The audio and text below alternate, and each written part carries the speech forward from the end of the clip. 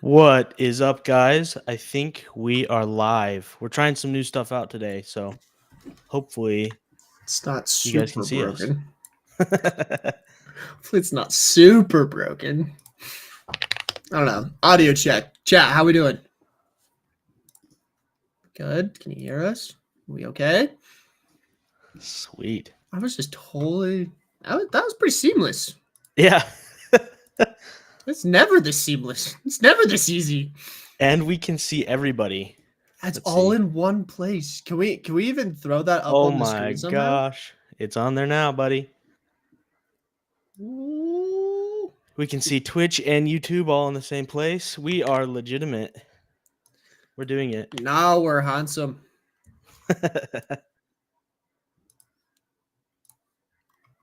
Dang, that's Sick, crazy. dude. Let's go. Let's go. We're getting better. We're learning. Well, our professors would be so proud that we managed I know, to man. tech our way through life. Yeah, dude, it's crazy to see Twitch and YouTube at the same. Bro, that's place. nice. That's like really nice.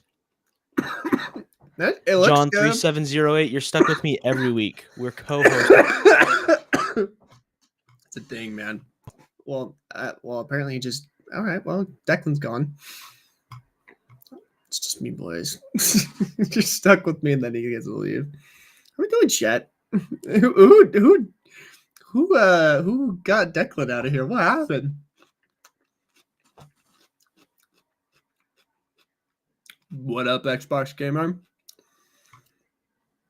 I apologize in advance, chat. I'm going to be eating during this podcast. I'm starving. I've had a really busy morning, so apologies in advance for the disturbing sounds you're going to hear. Anyway, how's everyone doing? I did not kill the call. What do you mean, bro? No, I did not pin the Pirate Tire template. Who wins the vote? What vote? You should try out Fortnite. Yeah, probably should. Probably should at some point.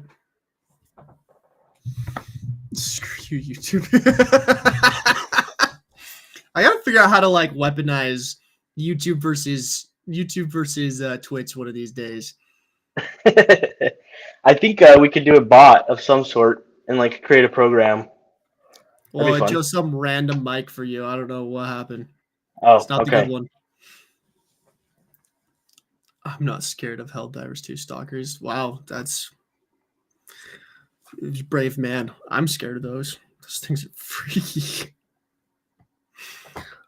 Anyway, welcome everybody to the Practically Reality Podcast. Every week we go live at 1 p.m. Pacific time, and we talk about gaming and tech news. Thank you. Not really sure what we're going to talk about this week. There's a couple of things we could talk about. We didn't really talk. Usually Declan and I kind of message back and forth, but I had a crazy week. So what's been going on? I have gotten reached out to by several studios requesting my expertise in TikTok. So that has been an interesting conversation. I know a lot of people have like started to notice my voice has been popping up in a couple of other channels. So people have been asking like, hey, are you open to running more TikTok accounts? That's been in discussion. I'm telling you, man.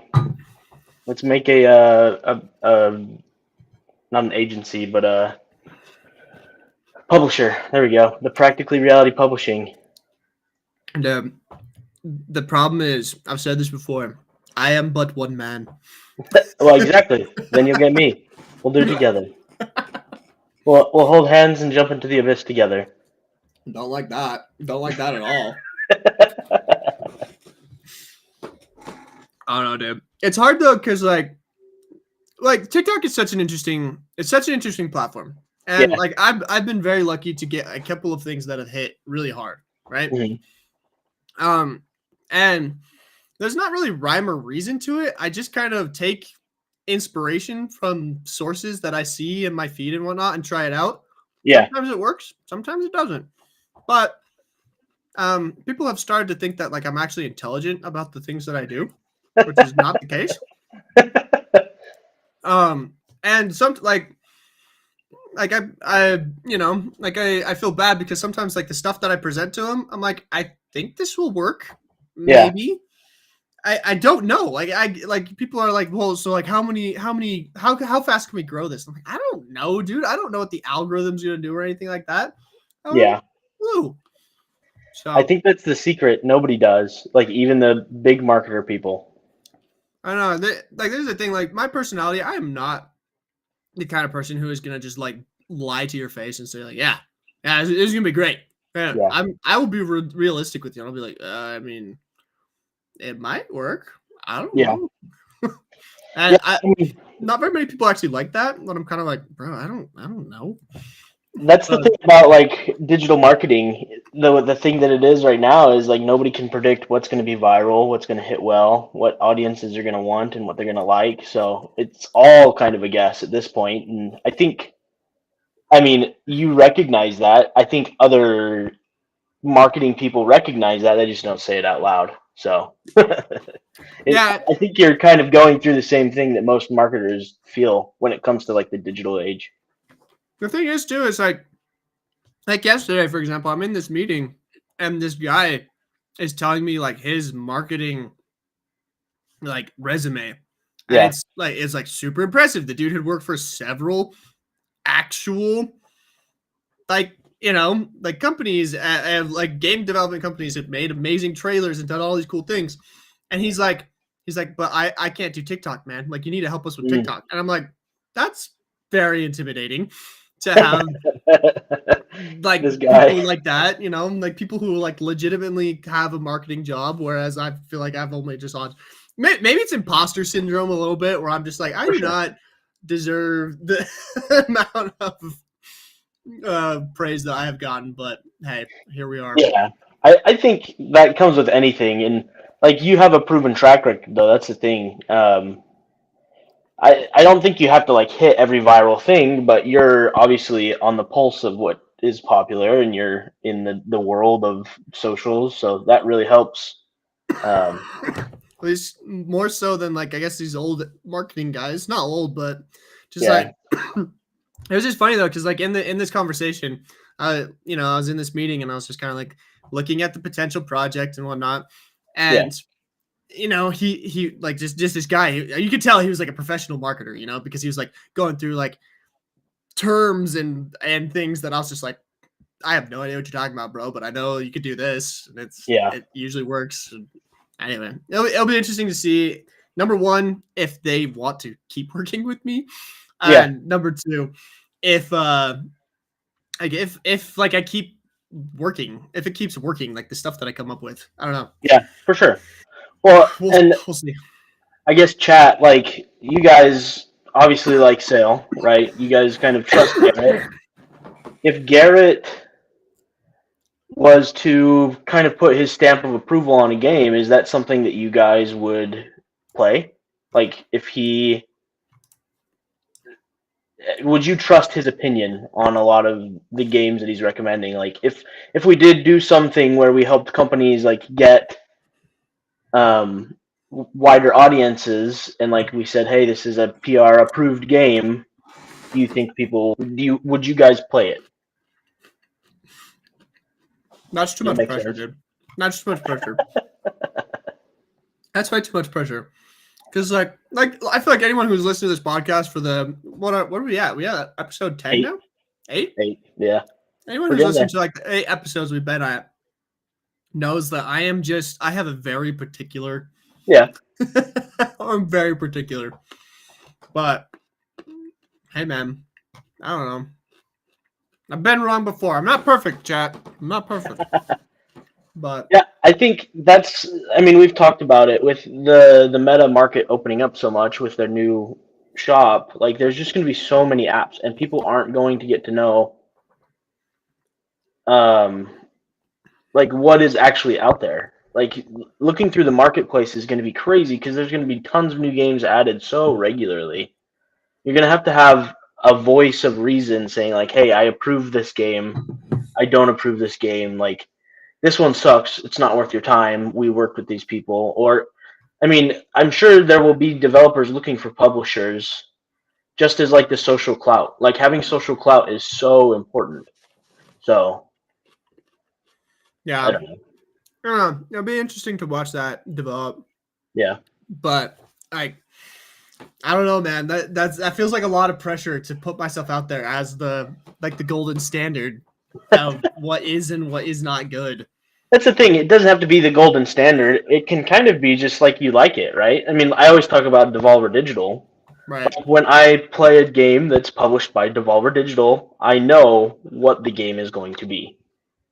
I know I'm That's fair. probably going to enjoy it. Like, it doesn't.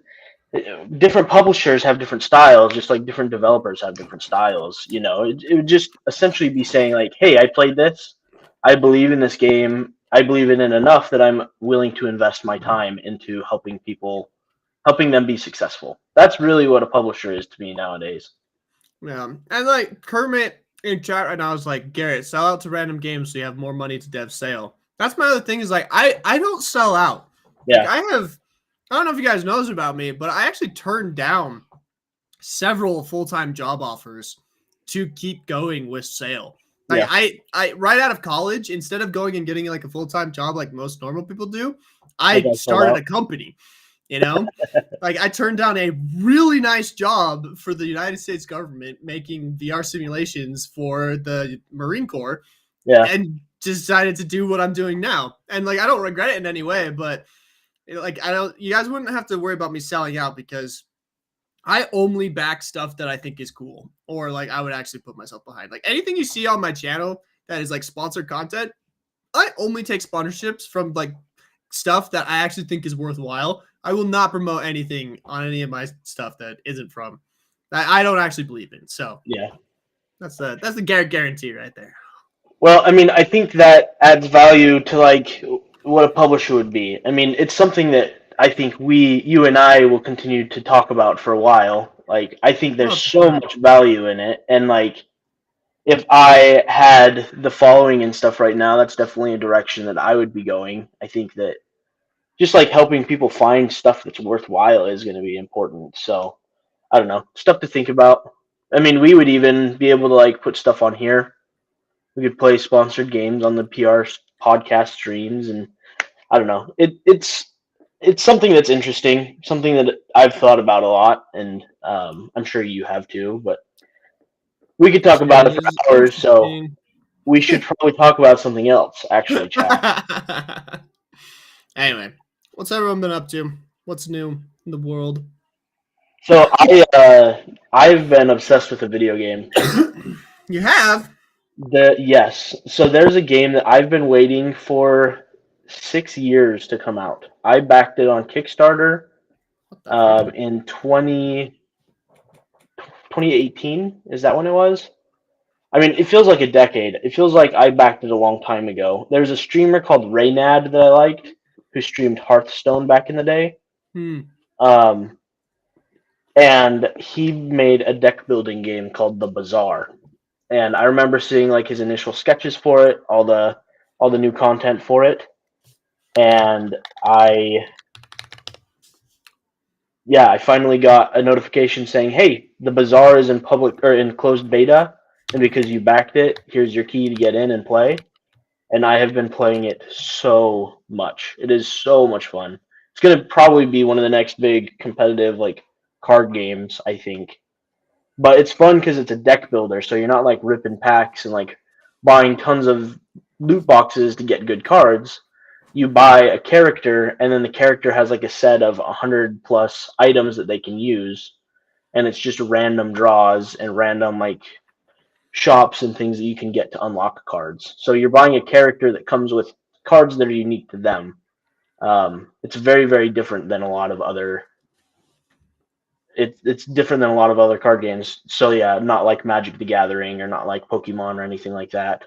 But yeah, I think it's going to be a lot of fun. It's not necessarily a card game, I guess. It's a drafting game, is what they're calling it. Okay. It's kind of like Team Fight Tactics, which is a League of Legends type auto battling chess game. So you don't like play cards. The round kind of plays itself. It's all auto done. But I would highly recommend looking it up if you're interested in card games at all. Like I love it. I've been playing it like an addict. I've been watching streams on it. I've been watching YouTube videos. Like it is one of my top games I've played so far this year out of the new stuff that I've played. I have never been into deck builders. Really? Granted, I've never really tried one.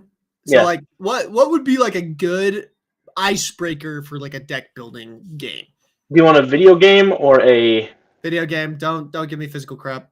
Okay, I really like Slay the Spire. I feel like Slay the Spire is a deck building roguelike. It's probably the first big one that like hit the industry and is super popular. You can get Slay the Spire for your mobile phone or for Steam.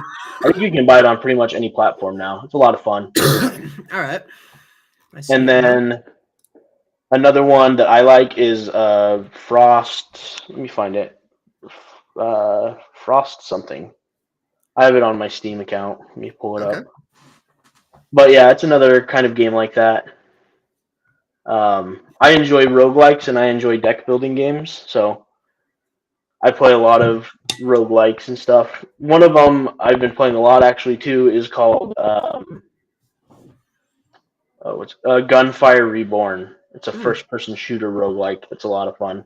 I would Okay. highly. If you like first-person shooters, I think it's a really fun first-person shooter.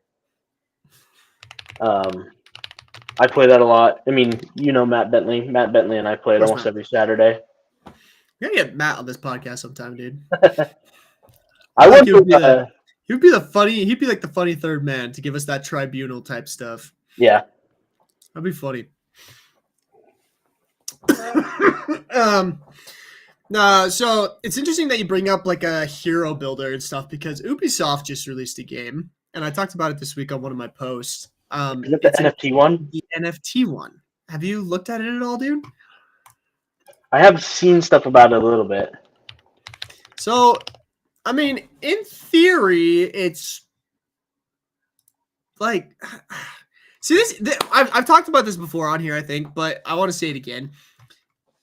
The concept behind NFTs, I truly believe, will eventually end up inside of video games, right? Yeah.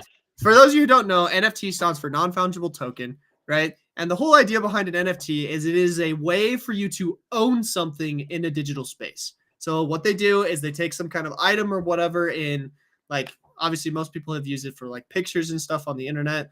Like there was those monkeys that like went crazy. And basically that image or item, that digital thing was connected to the blockchain. And if you guys don't know about the blockchain, we need to do like a whole thing. Go look it up on YouTube for a good tutorial on that. But anyway, using blockchain technology, you are able to verify that you are the owner of a digital item, which in turn allows you to, have value with it, et cetera, et cetera, et cetera.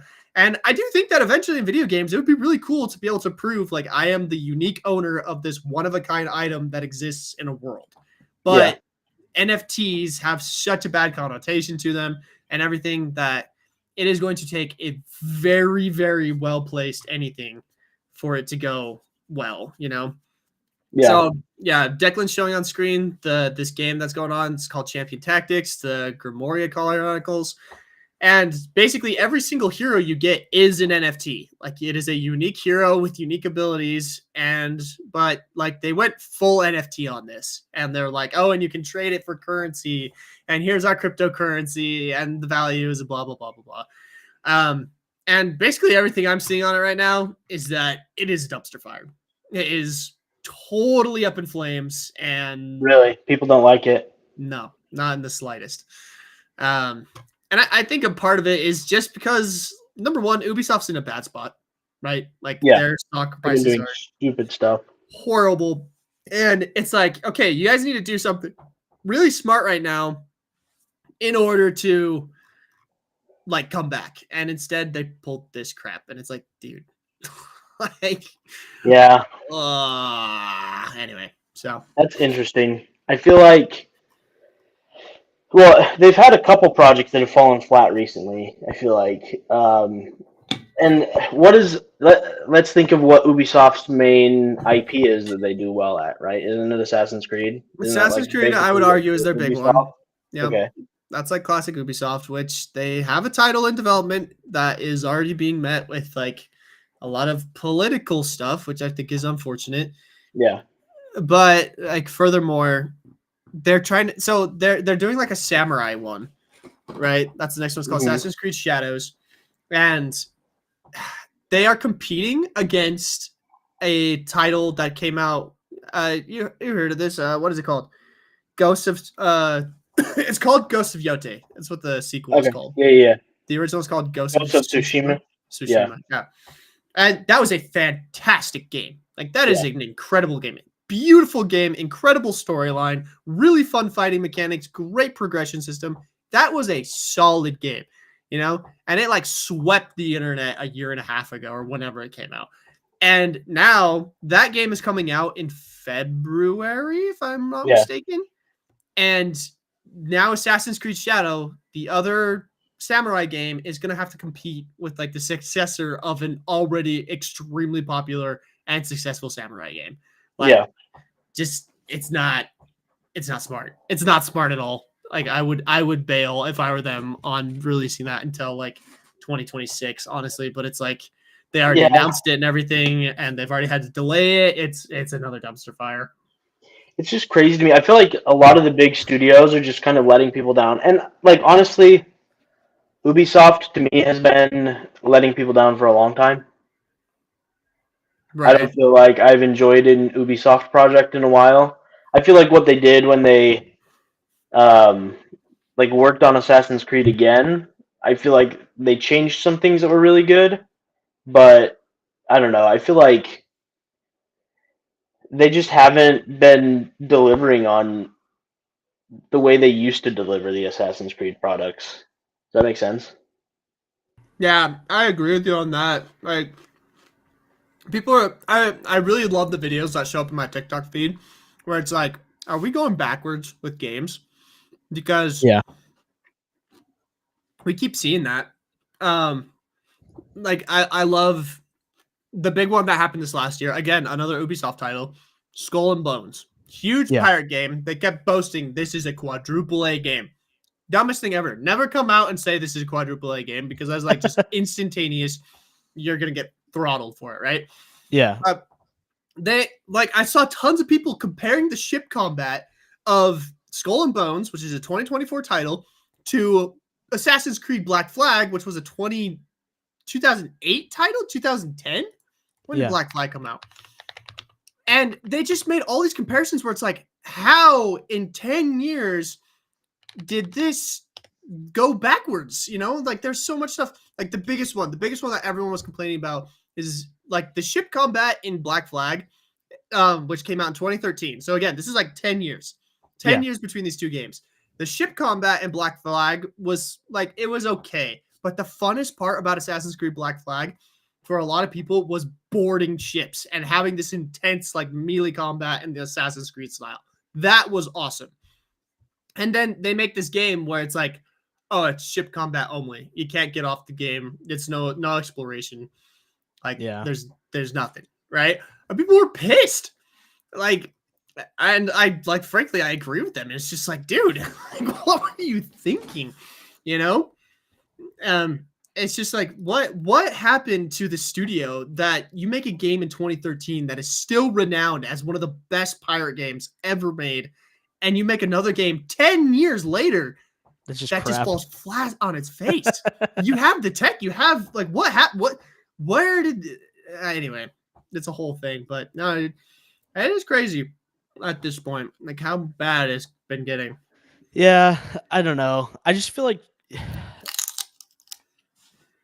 when studios become AAA studios, they become uninspired and they stick to what is safe. You know, Right. it might be because they have shareholders and stuff like that. You know, that's the classic excuse. Like you have people that you have to appease with your products that you're making, but I think that it kind of sucks as like a game player, also somebody that likes designing games. Like people aren't taking risks. We've talked about this before. I think that like once you become AAA, you just stop taking risks. And it's interesting to see like Call of Duty that they're taking a risk with the new movement and stuff in this game. But I think that's because they've been forced to because they haven't done anything to revolutionize their games in a while. People have been complaining. So I don't know. They don't take risks until they need to. And at that point, sometimes it's already too late, you know?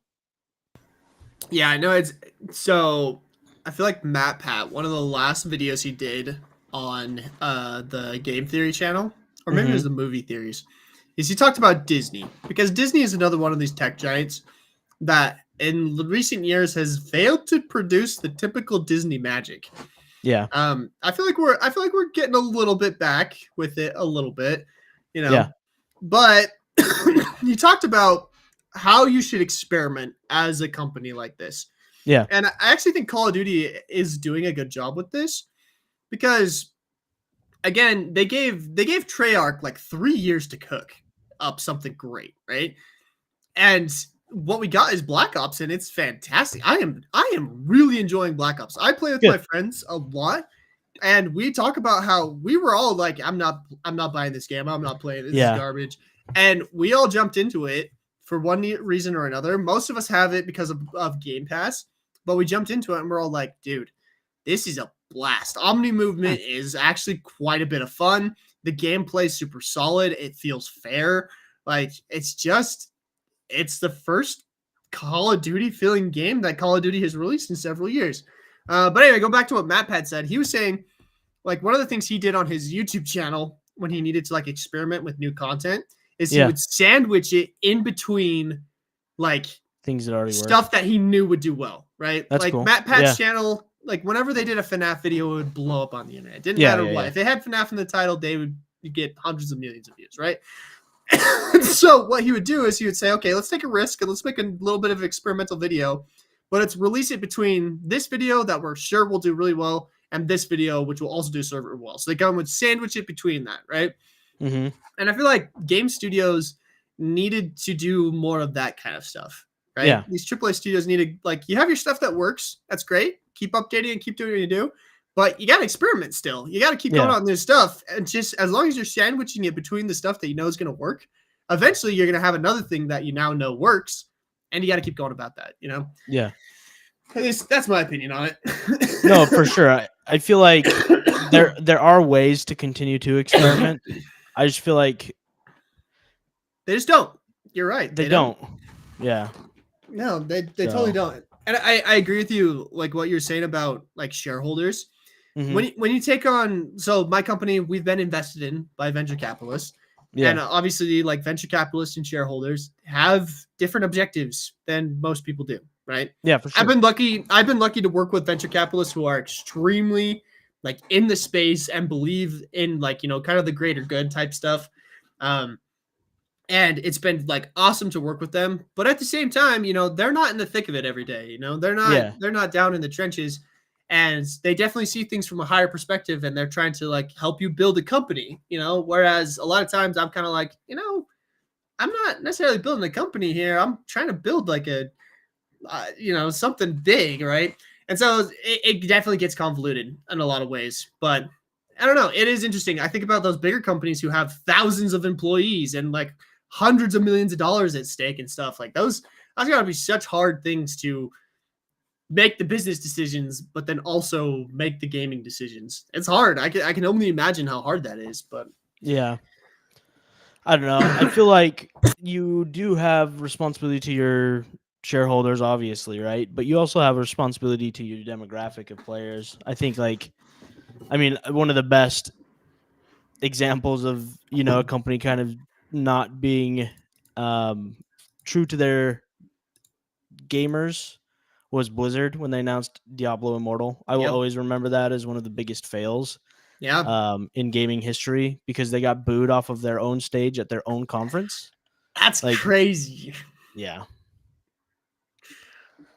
Hey everybody, we see a lot of new people coming in the chat. Just want to say hi. We do see you. You see us. You see your own chats on screen now. We're working out some new technical stuff. But yeah, I mean, I actually had a couple of things that I wanted to talk about today, including like the topics that we've already kind of started.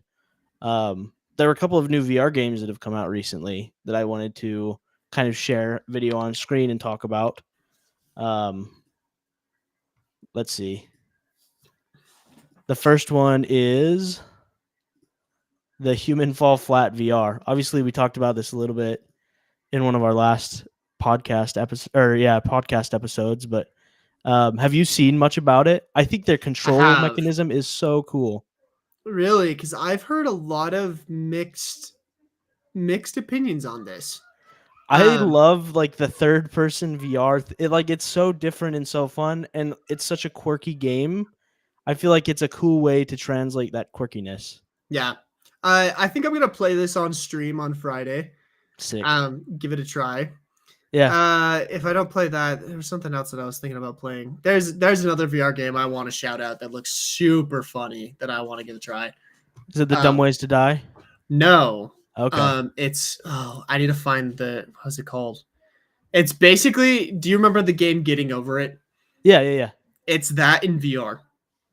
Like somebody Okay. made that game, but in VR, and it looks so funny. Like I just want to try it out because we were talking about this the other day. Like we were saying there's not really rage games in VR right now, and I was like, man, like I want to try it out. But this one looks funny as well. I have seen a few people complain that they were actually expecting it to be first person. I get that. That'd be crazy complicated to get I'm not sure how you would pull that off from like a right. dev. Yeah. Like I don't know if you would have had to do like some kind of lag mechanism where it's like your hands like come behind you or something. Yeah. Like, I think they could have pulled it off, but I also agree that I think that the way that they did it is funny. I think it's a good way to one-to-one translate it. Yeah. But do you think well, we have Enchanted in here that's saying that they've played it. I'd love to see like what your opinion is of it. You said you didn't have a good experience. Yeah, so Enchanted, I'd love to let us see know why. what happened. Yeah. It's really irritating, says Captain Pixis. Okay. Or was he talking about something else? Oh, that's a different game. Yeah. Clam. So, I mean, this one looks fun to me. I enjoy Human Fall Flat, just that original game anyway. Mhm. So I think that this would be a lot of fun to jump in and check out. And then the other one that I did want to talk about was with this one. This one to me looks hilarious as well. As seen on VR. Oh my. It's the Dumb Ways to Die game. It came out. Wait, did it come out? I think it comes out today or tomorrow.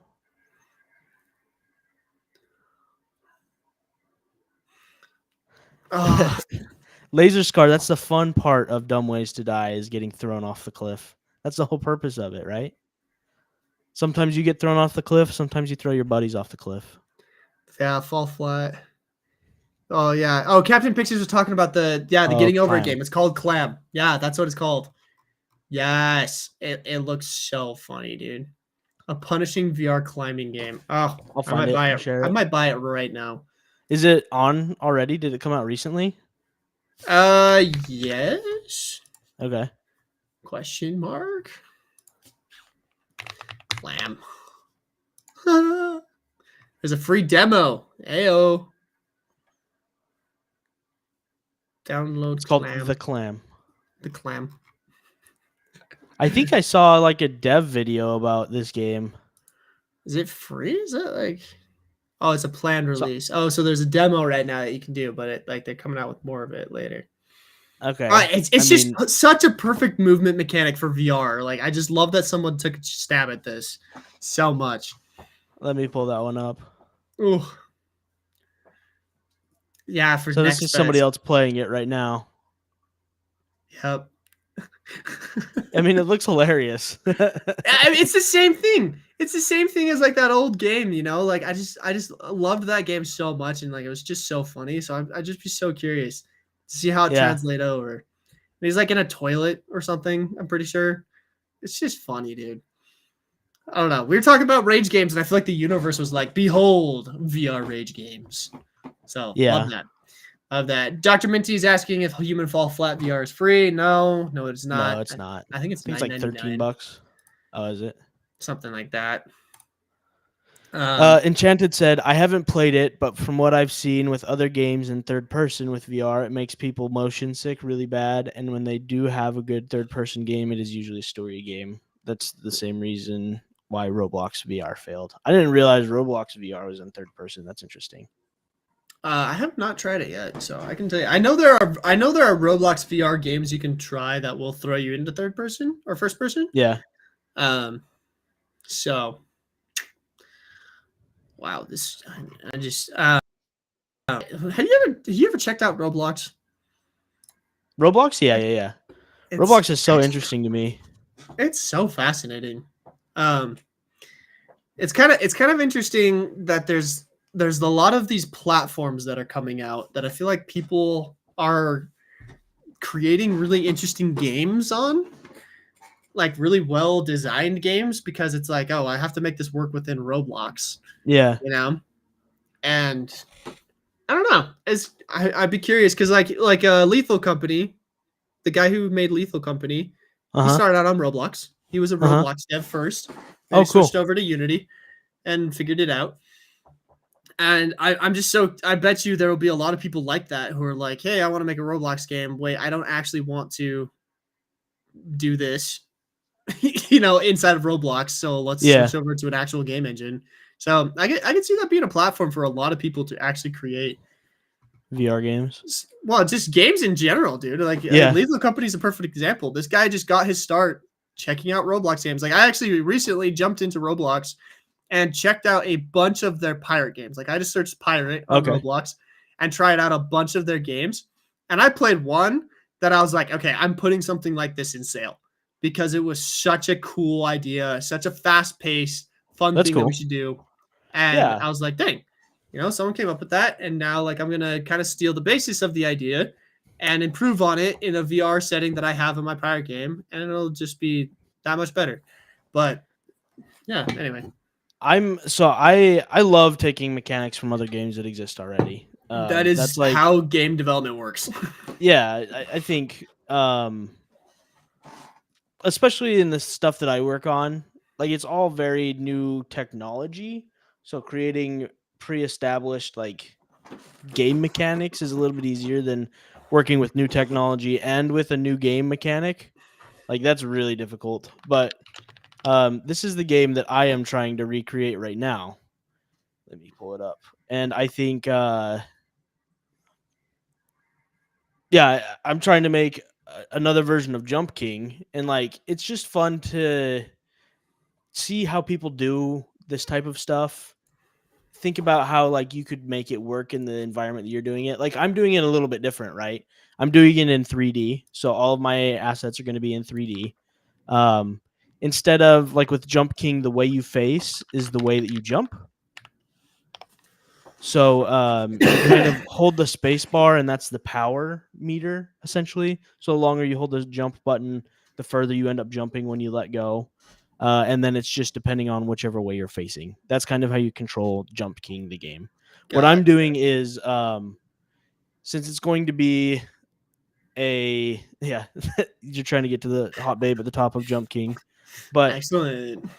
Mine is, it's going to have the arrow going back and forth that controls the angle of your jump. And then when you set the angle, it's going to have the power meter going up and down.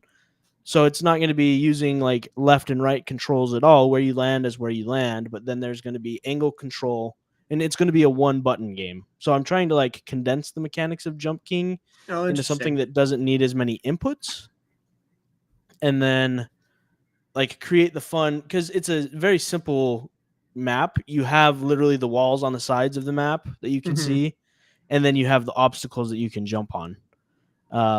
So are you creating this in 2D? Are you creating this for an AR app, or what? How are you doing this? It's going to be in the Niantic engine. I'm doing actually a game challenge, so it's kind of like a game jam. I have to use Gaussian splats, which we talked about a little bit last time. They're 3D models that are scanned from the world around you. So I'm just going to scan a bunch of obstacles and then make them the obstacles in the game and then just add hitboxes to them to make them be the registering things that you're landing on. So it's going to be like a bunch of like water bottles and cans and different stuff floating around in an empty space in front of you, and it's just going to be a computer game that you can play on your mobile as well. That's the goal. Nice. But yeah, I mean, it's just fun to like take mechanics. I love playing other games and trying to find inspiration from what other developers are doing, but then like trying to twist it a little bit to make it my own. No, that is the basis of game development. Like, which is why that one, the Nintendo suing Pal World is kind of a scary lawsuit, because that could ruin that. You know, like you can trace every single game back to a predecessor who did something first. You know, but like that's all like new games are, is like mixing genres and stuff. You know, mixing genres, mixing game mechanics. I mean, like Sail VR, you could trace a lot of the stuff that's in Sail VR to other VR games that I played and liked. You know, like right now, the most popular option for inventory is to have it on your wrist, and that came straight out of Veil VR. I played Veil, and I loved inventory on your wrist. It made a lot of sense. It was very visible. It was easy to grab as a VR player. It was just really nice, and so like we added it into the game. You know, like. And just like stuff like that is how you make better games, is you see what works in other like scenarios and stuff, and then you improve on that, you know? Yeah. So anyway. I'm super interested talking about Sail. I want to hear about how Bone Maw went. I know in our last podcast, you were expecting to get Bone Maw launched by like noon the next day. And then I saw your video saying that they were able to defeat him pretty quickly, but I'd love to hear about that experience, like what you learned from it. So Bone Maw, first and foremost, a lot of people have been asking me, like a lot of people were disappointed that like he wasn't like a Kraken or something. So first and foremost, to everyone who was disappointed that he wasn't a Kraken, Bone Maw has laid the foundation for us to have that caliber of sea monsters in the future. A lot of the code and a lot of stuff that went into Bone Maw will be a lot of the base like foundation of future boss fights in the future, right? So just see Bone Maw as like our level 1, our first iteration of what sea monsters will eventually be like in Sail VR. So just calm down, guys. There will be a Kraken, there will be a Megalodon someday. It's just fine. It's just fine. It's fine, okay? Anyway, the event itself went off really well. So we summoned him on Halloween at about like 4 p.m., I want to say, Mountain Standard Time. So it was about 3 p.m. Pacific time. And like he had 66 million health points, which again, the way that we did this is we set it up so that the community had to collect 6,666,666 skulls. And once that was collected, it would spawn phase 2, which was a boss fight. There was a giant skeleton that was walking through the map. And if you got too close to him, he would come up to your ship and start wailing away at you. And he did tons of damage. He sunk tons of people's ships. It was a lot of fun. And then the community as a whole had to deal 66 million health damage or damage points to him in order to conquer him. And once he was conquered, everyone unlocked what's called the Sails of the Damned, which if you haven't claimed those yet, guys, go into Sail VR, go to the Halloween event area, and there should be a little button for you to claim those sails. So a lot of stuff about this event was actually stuff we had learned from our previous event that we did. So back in July, we did what was called the Faction War. And in the Faction War, we pitted the entire community against each other, right? We had the Sea Monkeys and the Sea Dogs. And we basically said, all right, whoever collects the most gold in this month wins, right? And it was this big thing. It was a month-long competition. It was super close. And anyway, Sea Monkeys ended up winning it. And we learned a lot from that one. One of the things that we learned from that first community event is that people wanted individual rewards, because what we did with the faction war is we basically said, oh, the winning faction will get this reward, which was the monkey on the shoulder, which we actually ended up screwing up and had to give to everyone anyway, because we kind of messed that up. That's on us. But we learned. But one of the big feedbacks we got from the last community event was that people wanted individual rewards for like their individual contribution to the community event. So in this one, the whole phase 1 was individual reward based, right? there was like, I think there were 7 different pumpkin heads you could unlock based off of how Okay. many skulls you contributed to the event. And I think people were super pleased with that. It was a free cosmetic that you got, and it was like, it wasn't very grindy. I felt like it was a lot of fun for people to like to jump in, and there were like obviously like holiday themed cosmetics and whatnot. It was a really good time. So we had that going for us, and I think it was really good. After that, the second phase of it was kind of us experimenting with like a community together, because obviously the first time we did a community event, we pitted the two sides against each other. But this time we were like, let's try pitting the community against a foe. And holy crap, like I was expecting it to be vanquished within like 3 or 4 days. Like I'm pretty sure he was down in 24 hours.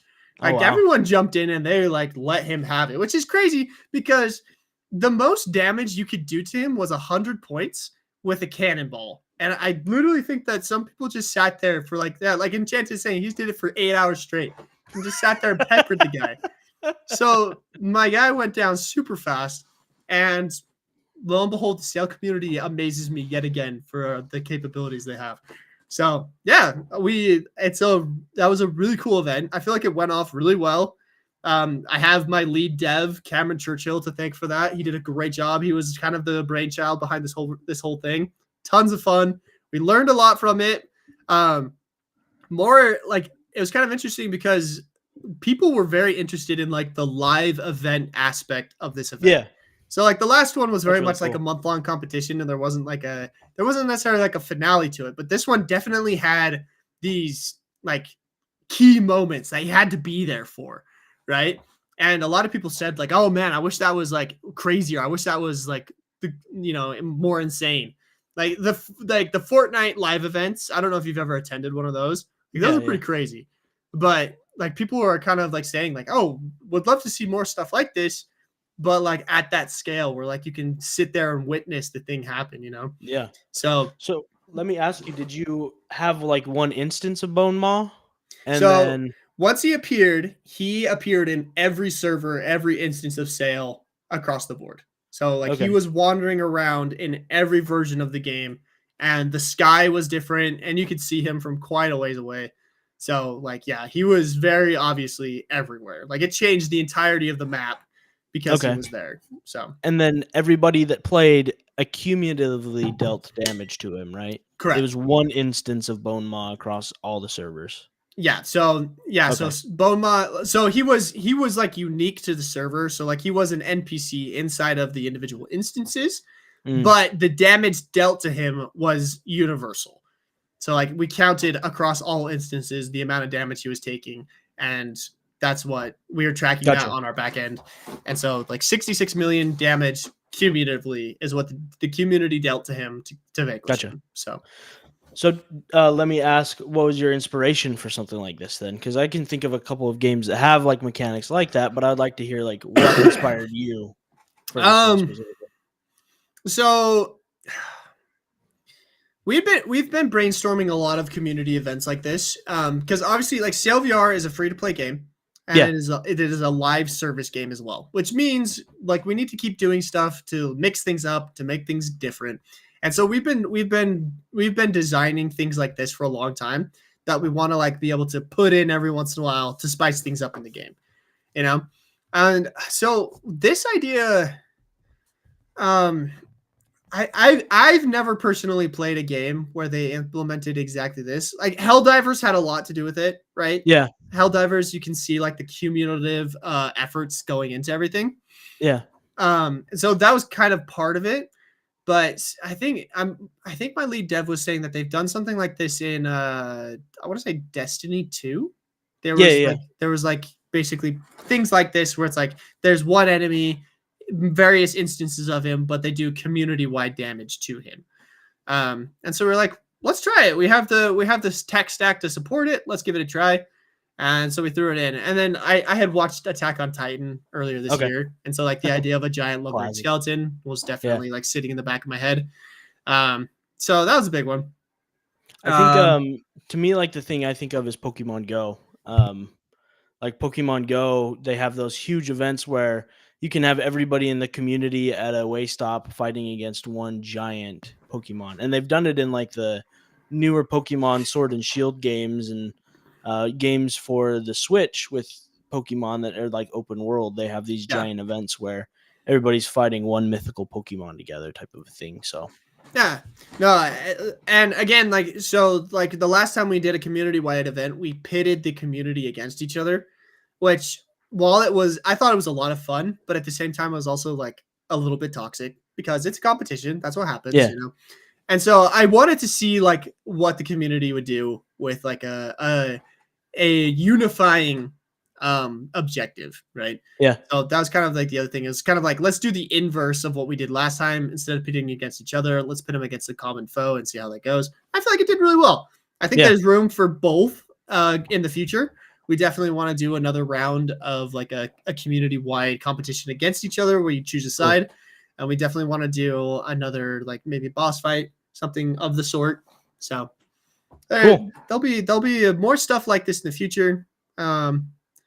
So yeah. That's awesome. I think no, Enchanted said hear me out, do both. I think yeah, there are a lot of cool things like the voting thing where you're voting for a team. That reminds me a lot of Splatoon 2. Yeah. I don't know if you ever played Splatoon. It'd be fun to have like an event where you kind of have both sides have like a home base, and then it's like a capture the flag type thing where you have to have defenders and attackers on both sides, and you're trying to like do something against the other group to win. And instead of like just accumulating points, there's like a direct PvP correlation with the team based stuff. But I mean, that's obviously there's a lot of different stuff. So that's really cool. That's sounds like a really fun event. I'm excited to see like what kind of stuff you guys work on in the future with some of the multiplayer events. I'm sure you have a lot of fun stuff brewing in the pipes and like in your brains. Yeah, we got a lot of stuff coming. A lot of people have been asking like what's next for Sail VR. We're doing a lot of like quality of life stuff, which I know isn't the most interesting, and a lot of people aren't like excited about it, but it needs to happen. You know, like we have so there's two main developers at Sail right now. We have a guy named Cameron. He's known as Churchill on Discord, and then we have Ben. Ben is awesome because he's a project guy, and we can just hand him like a whole system in Sail VR. He was the guy who originally did the faction war in Sail VR. We told him like, dude, make a faction war, and he did it. Like that's the caliber of dev that this guy is. Cool. But we have recently handed him treasure hunting. Treasure hunting has been very basic in Sail VR for the longest time, right? We have not put too much thought and time into it. But we told Ben, we were like, all right, Ben, go crazy, dude. And we are just about ready to push it out to our Patreon supporters. And it is so much fun. He did tons of like little puzzles, little riddles. Like he did a great job with it. And I think the community is going to love it. So yeah, we're doing a lot of stuff like that. The next few updates for Sail VR are going to be like stuff like that, where we're going to improve systems that need to be improved on before we start making some big changes, like big gameplay stuff. So yeah, anyway, there's your sales spoilers. There's the sales section of this podcast that we seem to do every week. Do you think Ben would be a good person to have come on the podcast and talk a little bit about his experience like developing on Sail? Yeah, Ben would be a really interesting one to have come talk sometime, because like his major and the things that he like was doing in college and then ended up with us is just really not what you would have expected. I'd love to have Churchill come in here and talk on it as well, because he was like an indie dev himself.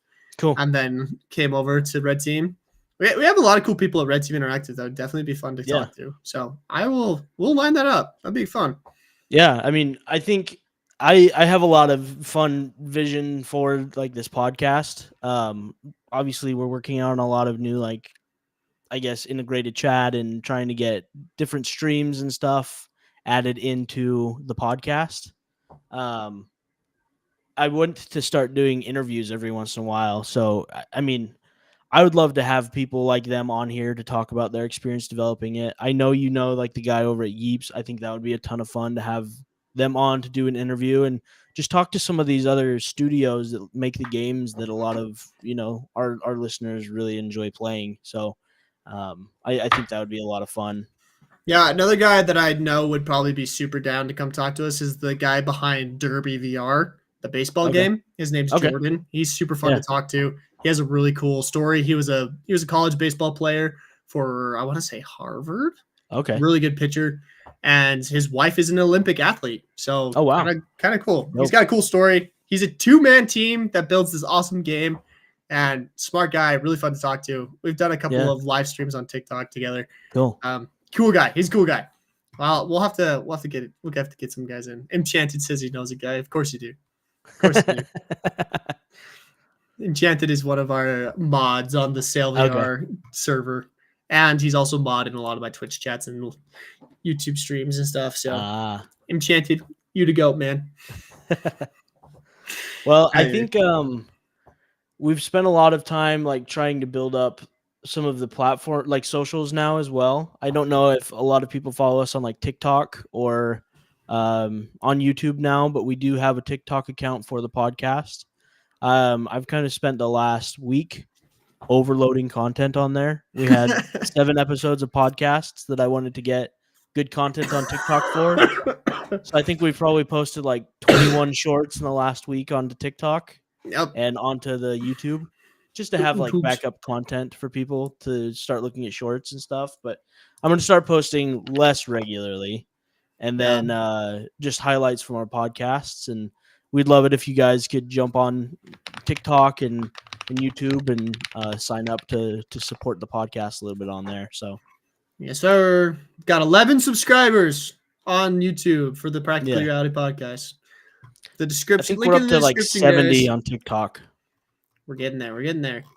But yeah, we post like short clips of some of the highlights of this, guys. So if you don't catch us live, you can get some of the highlights that we talk about there.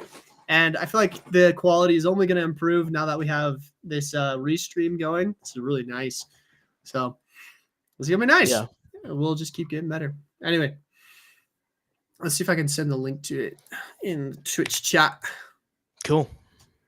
Anyway. Well, chat, we want to kind of answer some of the questions that you guys have too. I know there have been some pretty active people and we've been deep in our conversation today, but I mean, I'll be honest with you guys, I am super tired today. I stayed up way too late watching the election last night, and I'm not going to say anything about it. I just was up late watching it.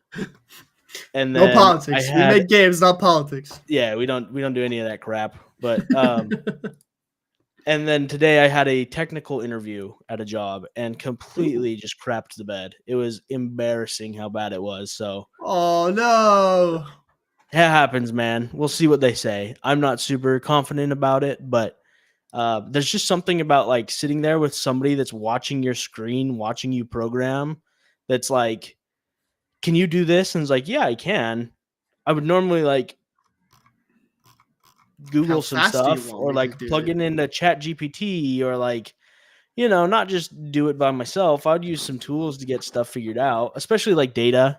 It's a data company that I was interviewing at. So they're like talking about different data structures and stuff. And it's like, well, I don't really do that kind of crap. That's not really my go-to thing. But yeah. Yeah. Nah, that's all right. It's probably not the place you want to work with anyway, if that's what they're into. Like my brother-in-law is a data guy. He works for a pretty big company and he's like way high up. He's like basically the VP of engineering there. And when we start talking, like there's a very clear path where it's like, obviously you are data and obviously I am games. Like, yeah. It would have been an XR job at that company. So like it was a weird position. I don't know. XR creator at a data company. But speaking of data and XR, I saw a really interesting VR app, AR app, actually. It's an augmented reality app. It is, if I'm not wrong, it's called C-Signal. Okay. And it is a augmented reality visualization of the strength of your Wi-Fi. Oh, that's cool. So you can wander, you map out your whole house and it creates these little nodes. Let's see if I can find a thing for it. C-Signal. Yep, called C-Signal. Let me see. Is there a way for me to share this? Let me see. That's pretty cool. No, that's not it. Okay, here. Let me share this if possible. Can you throw that up on screen? Oh yeah. There we So go. super interesting concept that you basically can walk around in VR, and this is kind of what you see as you're walking around. Is you What the basically see heck? these little nodes that tell you how strong your Wi-Fi signal is.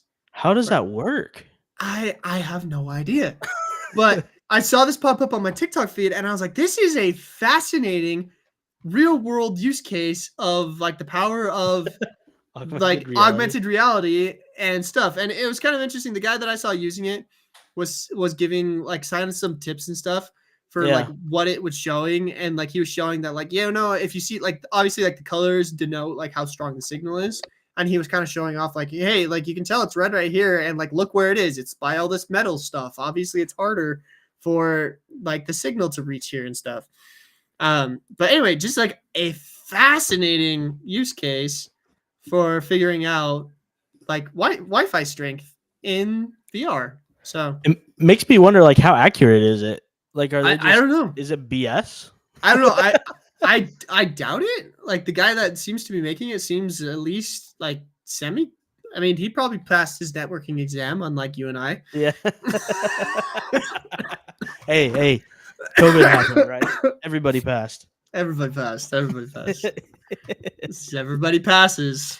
I think it's so interesting because, like, I get you can understand where the Wi-Fi signal is at your current location, but how do you really know what it's like 5 feet ahead of you? Like, that's the interesting part to me. So my guess and like what the guy was explaining is as you walk around the room, it's Oh, it doing a maps it. ping. Okay. So like you walk around the room, you kind of map it out, and then it creates these nodes and stuff based off of those pings it's created.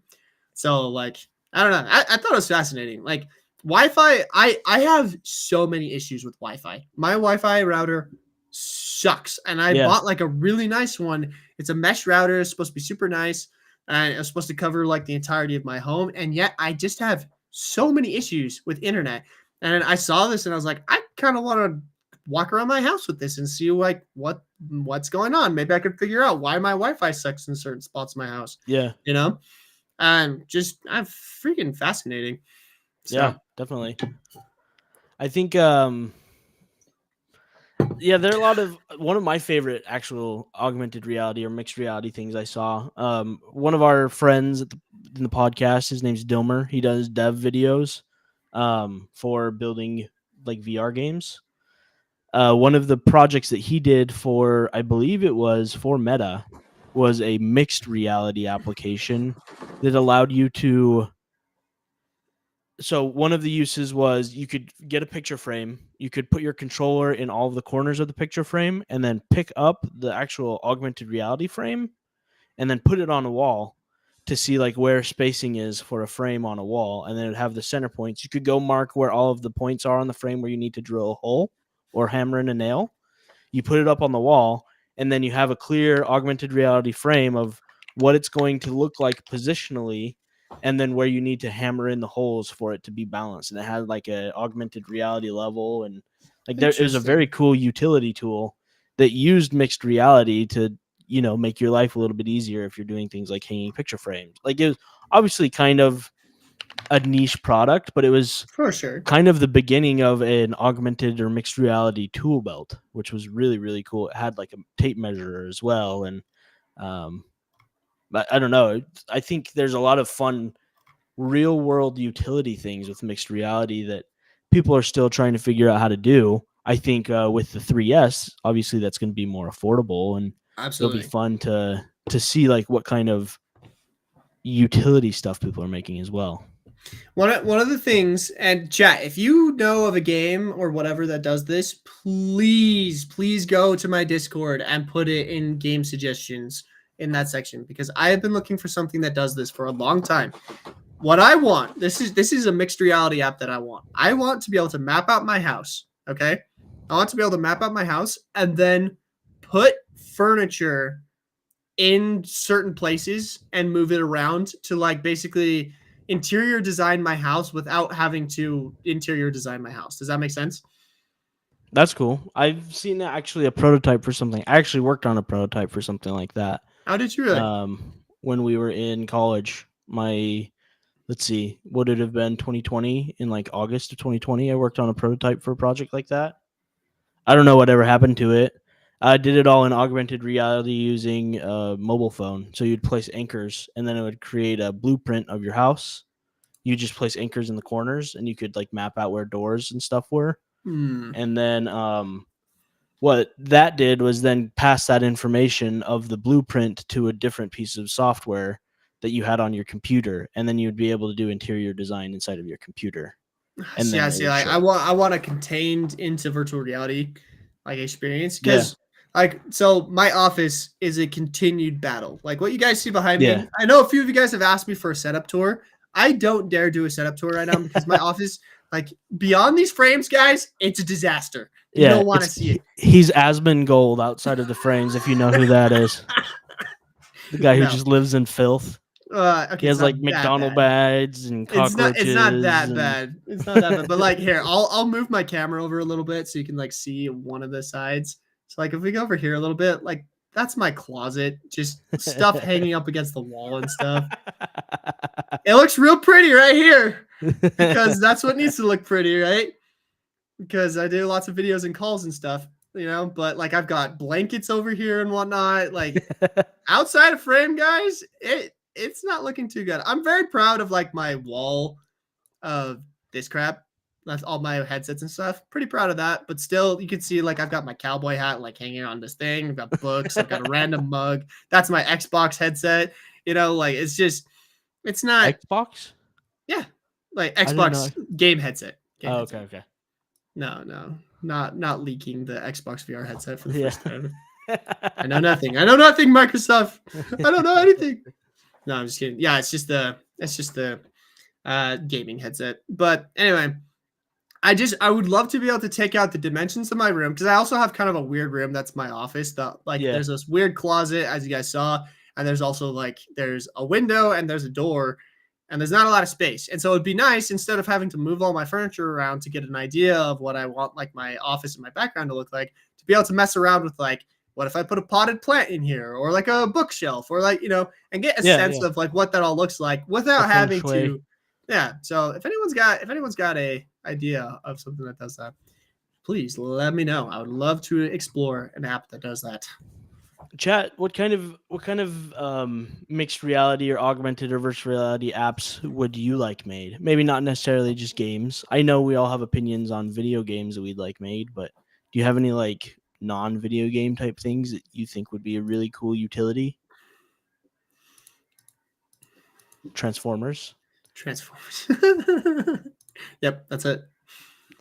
Did you see the thing on LinkedIn where the guy hooked up IoT to augmented reality? That's pretty cool. So you could get like your notifications from like your Alexa or something. Or so like thermostat. What I saw this guy do, and I don't know if he's improved upon it. I saw it on LinkedIn months ago, but he showed within I believe it was the Apple Vision Pro. He showed he was able to look up at the like oh no, gosh dang it, I hate that zoom. Anytime I put my hands up, dude. So he looked up at a smart light bulb, right? It was a smart light bulb connected via IoT stuff, Internet of Things for anyone who doesn't know.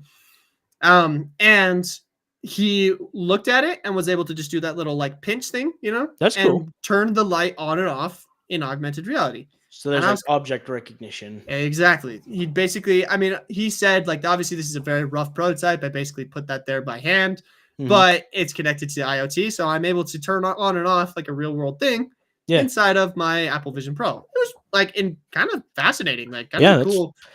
Like object recognition is so cool once you can get that working well. One of the companies that I work a lot with is called Zapper. I've talked about it on here before. They this week had a new. Let's see. It was a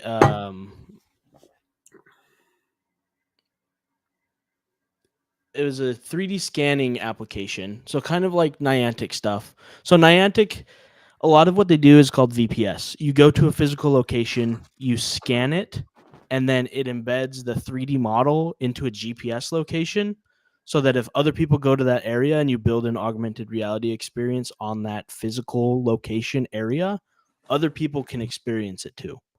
So it's kind of like location-based augmented reality.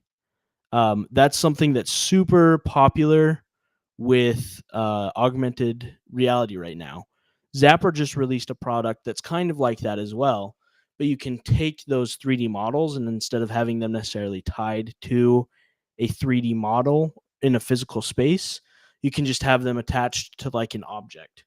So I'm trying to experiment with object recognition in augmented reality in the web right now. That's one of the things that I'm really interested in, and like it'd be cool to be able to create an augmented reality experience that tracks to like a tennis ball that anybody has at their house. Like I think that would be a lot of fun. I think that would be a really cool product or experience that people could do. Like imagine just scanning a Coke can and having an augmented reality experience that runs on any Coke can.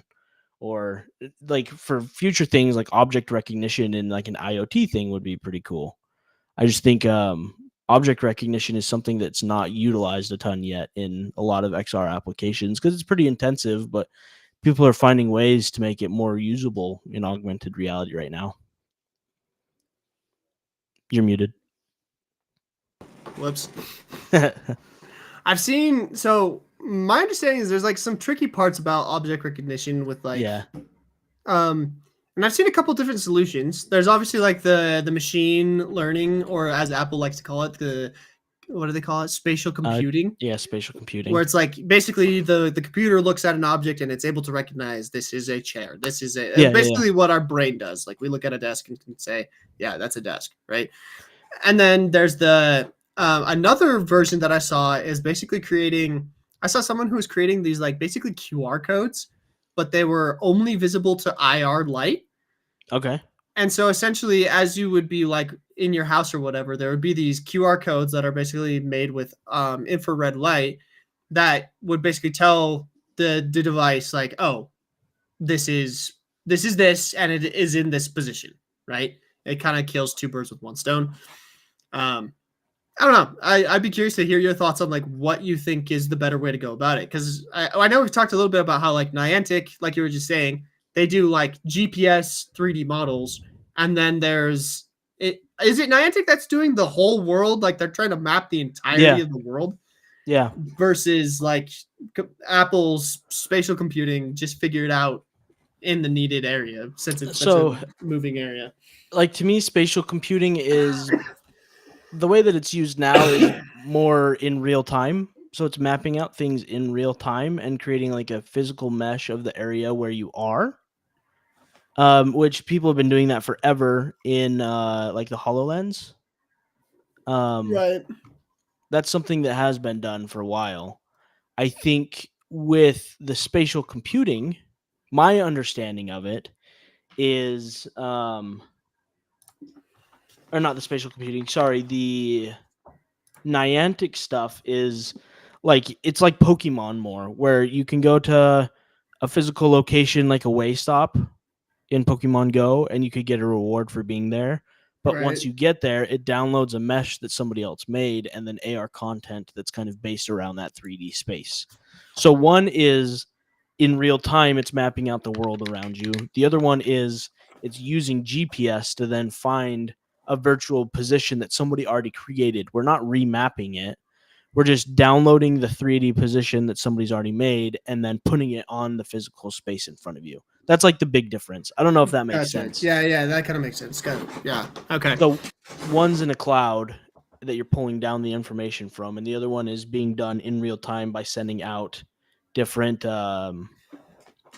like signals and like not infrared, but lidar signals to map out a physical space. That's what a lot of them are using is lidar. So lidar works really well because that's it's a depth. It doesn't it also measure depth. Yep, not wrong. Exactly. I can't remember what the acronym stands for, but it's like light intensity depth radar or something. I can't remember. Yeah, and that's how like Apple Vision Pro has depth videos. It's like if you record a video with a lidar enabled phone, you can then put it in your Apple Vision Pro and you can watch a video that somebody recorded with all the same depth information. So it looks like it's 3D in an Apple Vision Pro. Okay, so this brings up another question that would be interesting to talk about. Do you think VR and AR will change social media?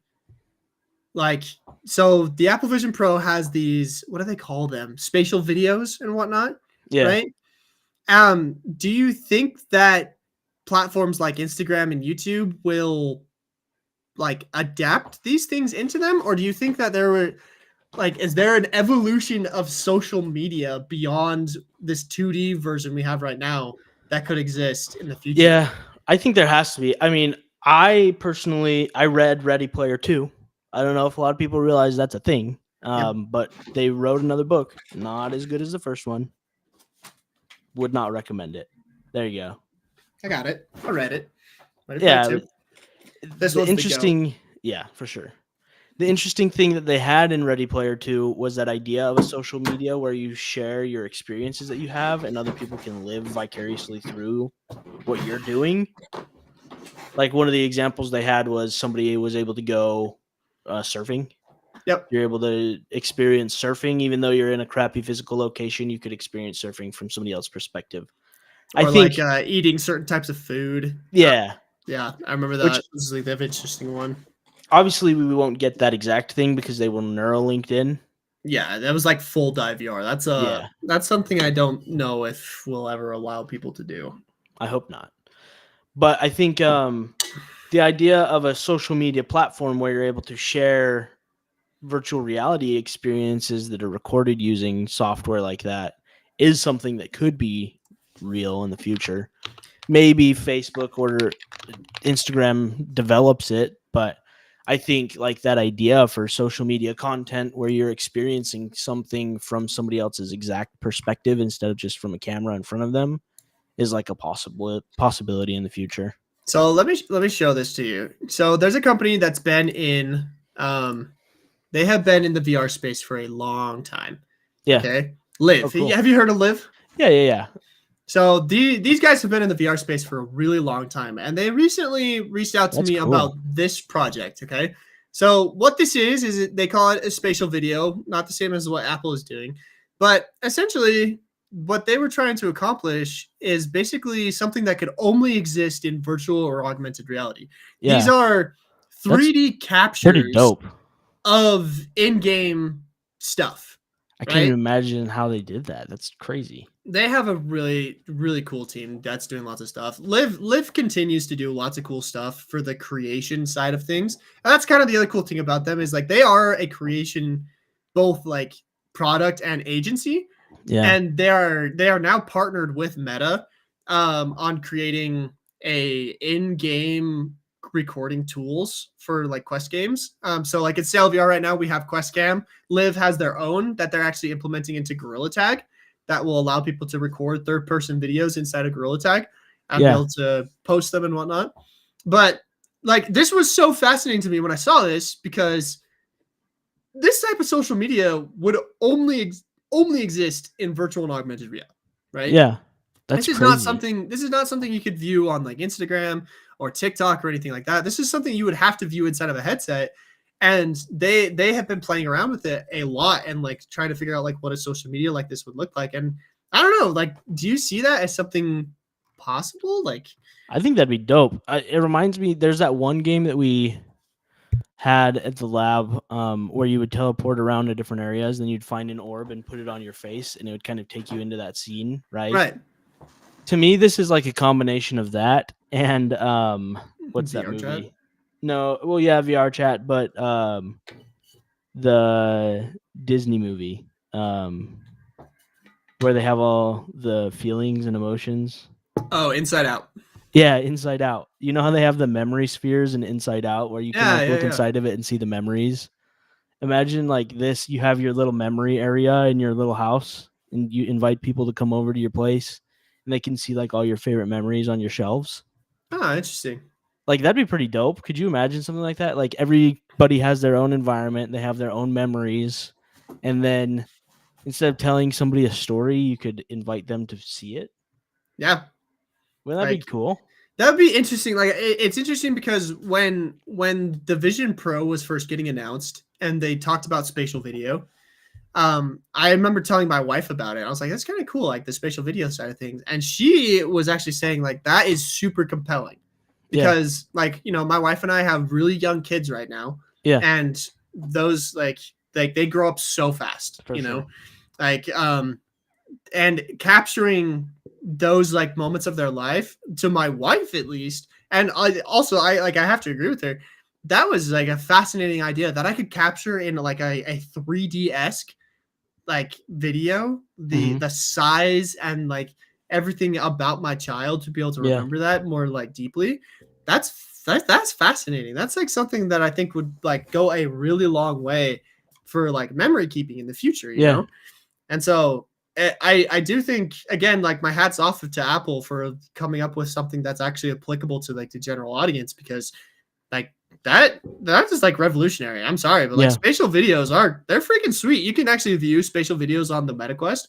Yeah. And I've viewed several and they're cool. Like they're a I think little janky, but like they're cool.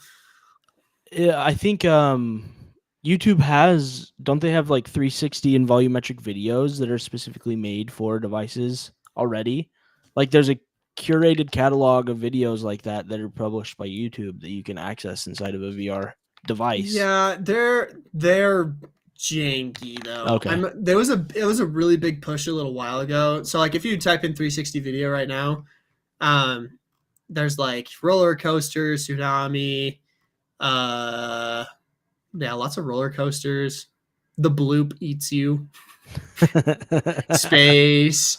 Yeah. Really slutty that thing. Some naughty ones on there. Jeez.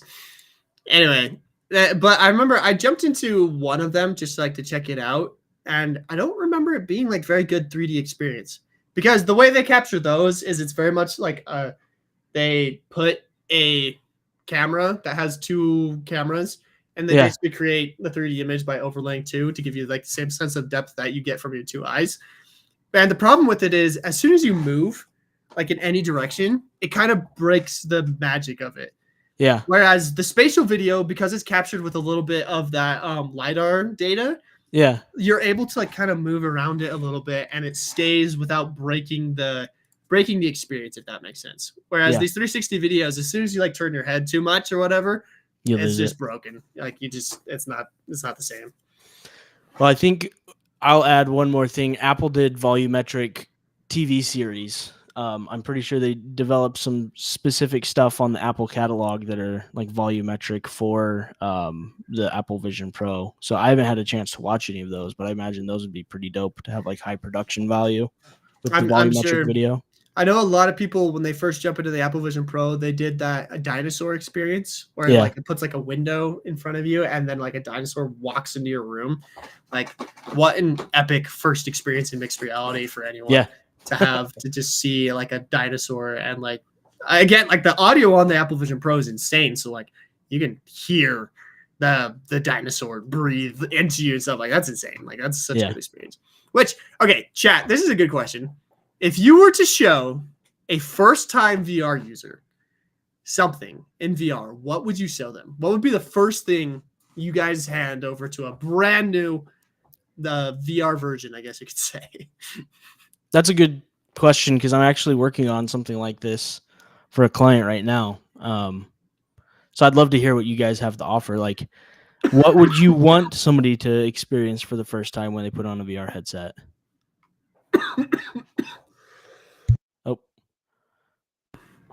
I know we talked a little bit. I was talking the other day about Batman. Yeah.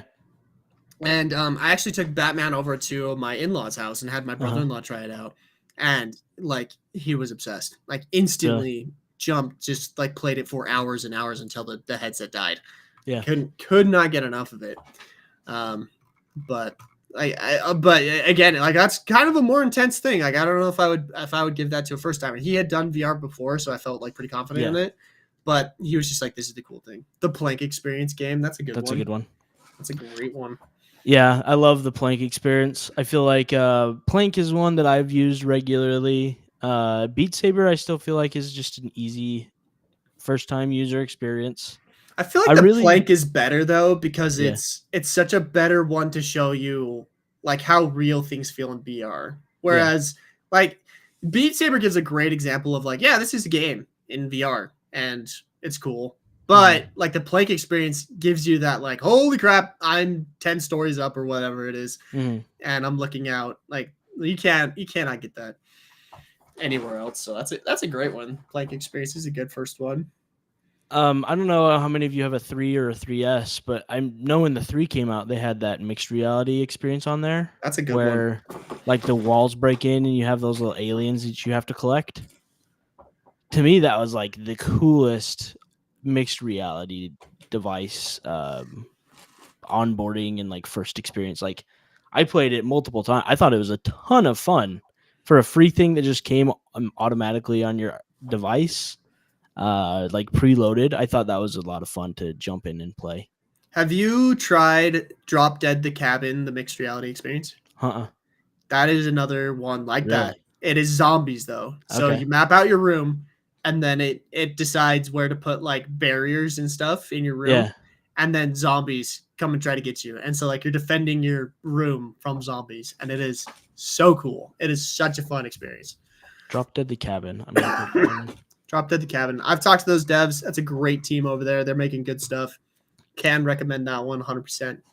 So, to the person that said the plank experience, have you ever actually put a physical plank in to that experience to have somebody walk on a physical plank? Do you know you can like measure out the plank so it is the same exact size and in the same position as the actual plank in the game? It's so spooky. Oh man, it makes it so much more fun. It's even more immersive. Rick, there already is a COD-like game, Dog Day. Contractors VR. That's funny. That is so terrifying. Yeah, no, adding like that's a perfect example of like a little extra immersion goes so far with those things. So I would highly recommend it if you haven't. If you haven't You tried should it, try it guys, out. gotta try it out. I think I have that in my bio as one of the best VR games or best horror games because it's such a fun horror experience. Let me double check. The Dog Day one or Drop Dead? Drop Dead the Cabin, Okay. I think. Okay. Double check that. Ooh. But was there any other VR games that came out recently? I don't know. I was looking. The ones that I was super interested in were Dumb Ways to Die, which I think it looks like a lot of fun. And then The Human Fall Flat just looks super silly to me. And I get like people why people don't like the controls. I think the other thing that could have been a lot of fun was Gorn style movement. I'll share Gorn. I don't know if a lot of people are familiar with Gorn because that's an older title. Ooh, Dog Day just mentioned a really good one that just came out. It's called Clawball. Have you seen Clawball? I haven't. Okay, let me show you Clawball really fast. So this is I've seen a lot of people play this who were ex-Echo players. Okay. So Echo VR was that awesome VR game, like Ender's Game, but with disc battles. Super fun. So this is Clawball. It's Gorilla Tag movement, but it's soccer. Okay. Yeah. I can so dig you're that. these cat. It just released in early access, so you can kind of see right here. Like you use Gorilla Tag movement, but then you're pawing this ball into I love the the goals. visuals of that. That is so super good. fun. The They chose a cardboard. really unique like style that's also like super like fun. And then they have like a whole social hub where you can just like hang out and do Gorilla Tag stuff. That's dope. I love the creativity of that. I really want to check this out. I want to jump into it. It's in early access right now. This looks really fun. I was a pretty big Echo player. I really loved it. I wasn't very good at it, but I enjoyed playing Echo a lot. And so seeing like there's a lot of sports games coming out of the woodworks right now that I'm actually very excited about because I really do think that VR esports are going to be a major part of virtual reality just because of the inherent physicality of VR. Yeah. But I personally don't want to try to tackle VR esports as a dev. Like I want to see other people do it. So I'm kind of like trying to find someone to root for. And this is one of the ones that I was like, hey, this is like the right idea. I feel like this is fun. Yeah, So that looks awesome. I it's think like a good time. somebody else in your chat earlier said that there's a mod for the disc game that you were talking about. Somebody made a mod so that you can still Oh, play Echo Arena and yeah, Echo yeah. Echo VR. VR and Echo Arena. Yeah, I did see that. Some people, so they've got the. Again, this was just like the dumbest thing. I don't know if you know the whole story behind them shutting down Echo, but it kind of blows my mind if I'm being honest that they let that happen. That they shut Yeah, down a community of such hardcore. Like, I mean, they had professional tournaments and stuff going on, that's pretty you know, crazy. and they just like turned it off. I was like, Meta, what are you thinking, dude? Yeah. I thought for sure they were gonna turn it off and like maybe rebuild it inside of like Horizon Worlds, Uh-huh. but They just got rid of it. they just shut it down. I was Yeah. like, there's no way. Anyway, it's a whole thing. But Is AC Nexus, is that the Assassin's Creed game? yes, Assassin's Okay. Creed Nexus. That's a great one. They did a great job with that. That's another one like Batman that I feel like is a really fun experience. But again, I argue Batman is better just because it's Batman. You Yeah, know, like again, for sure. virtual reality allows you to do stuff that you've never done, you can't do in real life. And being Batman is something you cannot do in real life. Yeah. You know, and so that's just super fun. Um, I wanted to show Gorn real fast because I mentioned it. Gorn Gorn. movement is hilarious. You're like pulling yourself like you're on rails. So it's like you have parallel rails next to you, and that's how you move. So you just grab and pull towards, grab and pull towards. That's how you move around the map. Like for human fall flat, that could have been an interesting movement mechanic. That could have been interesting. Which again, Devolver Digital right here. I mean, Gorn, this is like I feel like it is one of the quintessential goofy VR games that came out really early on in the It scene. was one of the very early ones. It was one of the first ones that also released on like Quest 1 as well. Yeah. So like they've been around for a while and it's always been pretty popular. Yeah. But anyway. Okay, here's a question for the chat. Have any of you guys jumped into Horizon Worlds? Is that something people are actually frequenting? Because Meta is shoving it down our throats so hard. But is anyone actually doing anything in there? Like, are people actually playing it? Because I've talked to a lot of dev studios lately, and a lot of people have been saying that this last month, like, we just didn't have a lot of players. And I was kind of like, oh, it's, you know, the middle of the school year. You know, people are probably focused, you know. But also, that's for Horizon Worlds specifically. yeah, but like right now, if you jump into your headset, the first thing you see is Horizon Worlds. If you try to search anything, it's like, well, here's all the Horizon Worlds. And it's like, but is anyone actually in those worlds? Like, does anyone play Horizon Worlds? Or is Meta just really trying super hard? I'm just mostly curious. Are they succeeding? Because if they're succeeding, I'm a little bit nervous because they shouldn't be. Anyway, anyone? I played Horizon Worlds once. I feel like that's most people's experience. It's not like there's something they're doing every day. I feel like everyone's an Animal Company. Have you heard about this game? I think I told you about this game. Yeah, I think I actually have an interesting like story about Animal Company. Really? So when I was at Continuum, I think somebody approached Spencer and Mike about making a game in VR, and they kind of just said make something like Gorilla Tag, and you should be fine. You should be able to make money off of it. And it's the person that made Animal Company. Really?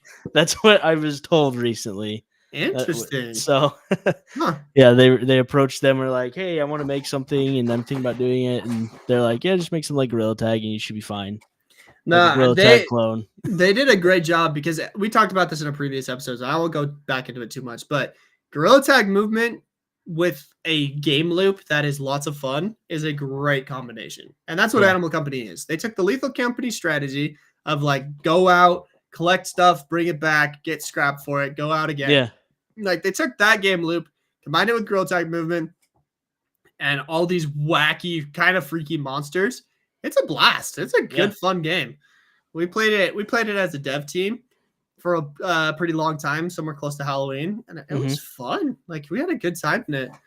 We somehow ended up like I feel like a big part of Gorilla Tag that not enough people take advantage of, but Animal Company did really well is like the exploration mechanics of Gorilla Tag movement.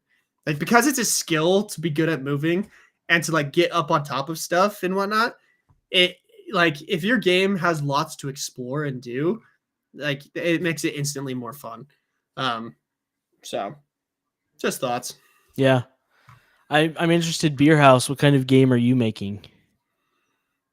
I am curious, like what like people are making in Yeah. VR, because I'm starting to get the itch to start another game, and I'm kind of curious if I should like pitch my current ideas sometime We and then try it out. should But do that for one session, one podcast. We should come up with a bunch of different VR game ideas. no, then I have to give the ones that I don't want to take. That's hard. No. No, it'd be fun to just like pitch them out to chat and see like what people think about the game ideas. So there is something to be said though about like the go to market strategy. Yeah. Because like obviously I think we talked a little bit about this before as well, but like Sail VR had so much build up hype because we had such a long term community, you Yeah. know. Whereas Hard Drive, our game Hard Drive is not doing super well right now. Yeah. We're probably gonna have to leave it for a little while before we come back to it just to make sure that Yeah. we can keep surviving as a company. So for all you Hard Drive fans out there, sorry guys, but like it's a fun game and we're gonna keep it alive. We're not taking it down or anything, but we're not gonna put as much time into it, you know. But one thing with Hard Drive is we kind of decided like we're gonna make this game, you know, and we didn't really get a lot of community feedback on the idea. And I think that's kind of what backfired on us a little bit because we had a Yeah. couple of ideas we were playing around with, and we kind of decided, oh, this sounds the most fun from a dev perspective. And that I don't think that's the move. So Yeah. with the next game that I want to make, I am going to involve the community like every step of the way. So like I'm going to have them vote on several ideas and tell me like which one they want to see have come to fruition. And I'm going to get them in a Discord, and we're going to get playtesters like from day one. And so like I'm gonna very much involve the community and see like what the difference is between like Hard Drive and whatever this third game is Yeah. gonna be. So Carl Beverly really wants me to remake Echo VR, and I say unto you, nay. I think how would you do it this time around? Have you thought about how you do it? Because last time with Sail, you started making. I remember you put in a ship in VR and you put it on SideQuest, right? Yep. That was essentially it. Mhm. I feel like that workflow isn't as realistic anymore, or do you feel like you would still kind of do the same approach where you have like a basic mechanic, put it in a platform, and then say, play this, let me know what you think? So what I'm currently thinking, I'm going to either do one of two things. I'm going to build a vertical slice of each of the Mhm. games that I'm thinking of, and I'm going to put them up for download and just see which one gets the most traction. On the Meta Store or on like a separate side store? We'll see. Metastore would be easiest because then it would be like just instant download. Or if I don't do a vertical slice, because a vertical slice would take me quite a bit of time to do like a demo for each of the games that I'm trying to build. If I don't do that, I would basically do what I did with Sail VR that first time, and I would pitch the different ideas. So Mhm. I would create like a pretty extensive pitch where I would explain this is what the game would be. This is like the mechanics and stuff that would be involved with it, the style, the setting, and whatnot, and pitch like 3 or 4 different game ideas and just let the community vote on it. And then like just from popular vote, like that's the game I would start working on from inside of like the Sail VR and Hard Drive communities. I would let them vote, and then we Yeah. just start on that. That's interesting. It would be fun to make a game that's like the Red Team 19 demo room. But if you're going to do vertical slices, why not just put them all in one game and people can like pick between them type of a thing? Have like That- internal voting? That's the other thing that I'm tempted by right now is to turn Sail into a platform for several different genres. Okay. So like we would make it so that it like you could go into the pirate era or you could go into like a cowboy era. That's an idea, but I just would love to like keep things separate. I don't Yeah. know. I like the idea of having like, because also the other thing about being an indie studio is we keep learning, right? So it's kind of nice to start fresh projects and be able to be like, okay, remember how we did this? Let's not do that again. Like let's make this cleaner. And so I definitely want to start like a fresh project on a bunch of stuff. But anyway, That's kind of my thoughts right now. Is like probably sometime in like the spring. I'll probably pitch the game ideas. I'll let the community vote on which one they want to see have happen, and I'll just start at it. I don't know. I don't know if I'll do it solo. I don't know if I'll involve the dev team with it. We will see. That sounds fun. I have some fun ideas. It'd be fun to sit down and chat off stream, or do a pitch on here. But well, cool. I think we've probably been going for like an hour 40 now. Hour 40. I think it's about time.